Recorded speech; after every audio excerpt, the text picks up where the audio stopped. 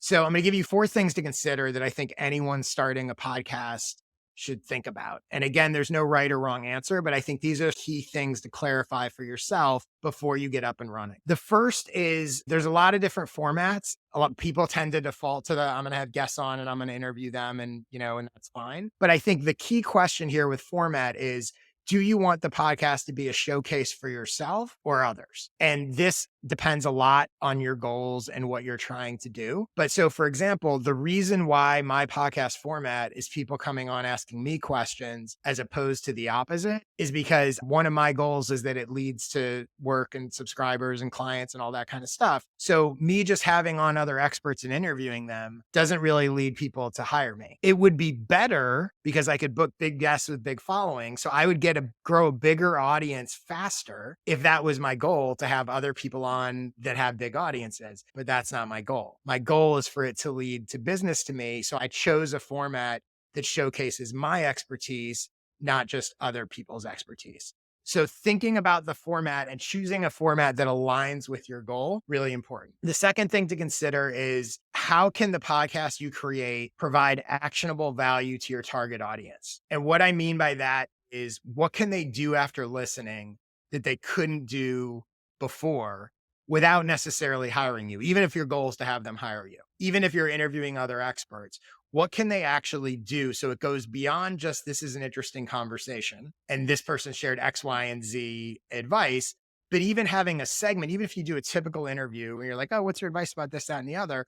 Even having a segment or at the end going, look, here's the 3 action steps. You can't do all this stuff. I'm making this up. You talk with an expert about forest fires and he shared all this wisdom, but they can't implement all that right away.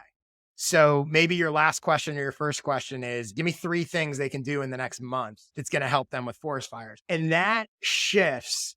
Most podcasts are just interesting. They're not actionable.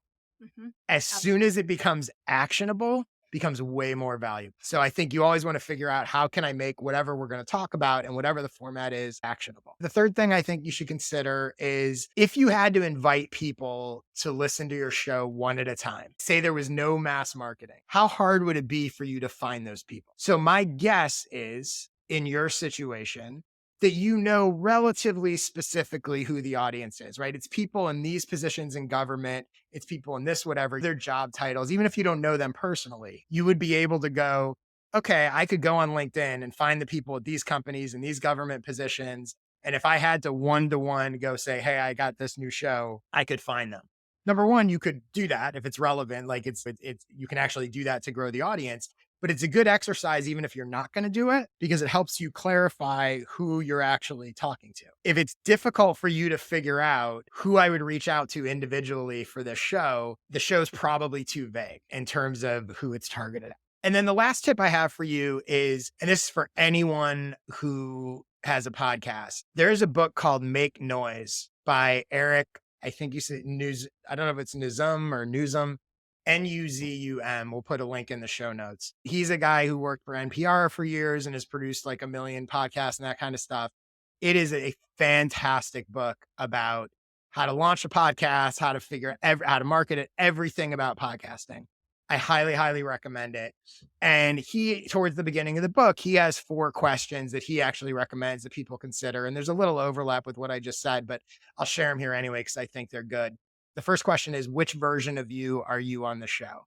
And he points out that all of us have multiple versions of who we are, but that when you host a podcast, it's important to go, I'm this version of me. I have interest in sports and politics and whatever, but the version of me on this show is the creative entrepreneur. That's what it is, right? And so getting specific of that. The second question is, who are you speaking to? Which is obvious. Get very specific about your audience. The third question is, what do you have to say? So from a macro level, what is the point of this podcast? A lot of times people think about it on an individual episode level, but what is that through line message that connects all of these episodes? And then his fourth question is, what effect do you want to have on the listeners? Which I also think is really powerful. It gets into sort of what I'm talking about actionable advice, but also, what do you want people to come away from the show feeling? Do you want them to feel inspired? Do you want them to feel angry? Do you want them to feel confident? What sort of emotionally do you want them to feel, or what do you want them to do coming out of it?